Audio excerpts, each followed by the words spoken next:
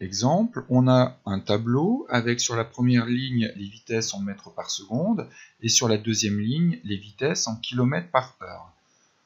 1 mètre par seconde correspond à 3,6 km par heure.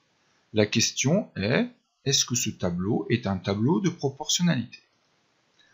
Petite définition, un tableau est un tableau de proportionnalité si le rapport du nombre de la deuxième ligne par le nombre correspondant de la première ligne est constant pour toutes les colonnes du tableau. Donc, exemple, j'ai remis mon tableau, et si on fait ici le rapport 3,6 divisé par 1, ça fait bien 3,6. 7,2 divisé par 2, ça fait encore 3,6. Et 18 divisé par 5, ça fait encore 3,6. Ce tableau est un tableau de proportionnalité, car à chaque fois nous avons 3,6. On a 3,6 sur 1 égale 7,2 divisé par 2 égale 18 divisé par 5 égale 3,6. C'est-à-dire que pour passer des valeurs de la première ligne à la deuxième ligne, on multiplie par 3,6. Et à l'inverse, pour passer des valeurs de la deuxième ligne aux valeurs de la première ligne, on divise par 3,6. 3,6 est ce qu'on appelle un coefficient de proportionnalité, ce qui signifie que la vitesse en km par heure est proportionnelle à la vitesse en mètres par seconde. Maintenant, nous allons voir le produit en croix. Dans une égalité de la forme A divisé par B égale C divisé par D, les nombres B et D étant différents de 0, les produits en croix sont égaux.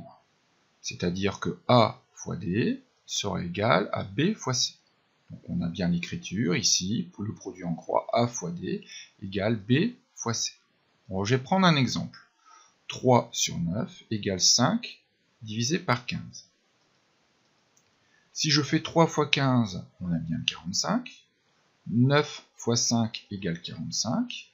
Et on a bien l'égalité avec le produit en croix. 3 fois 15 égale 9 fois 5, ce qu'on appelle le produit en croix. On va appliquer ça sur un exemple. Donc, dans une recette de sushi, la masse de saumon fumé est proportionnelle au nombre de sushis préparés. Donc là, on a un tableau avec la première ligne, le nombre de sushis que l'on doit préparer, et la deuxième ligne, la masse de saumon fumé en grammes.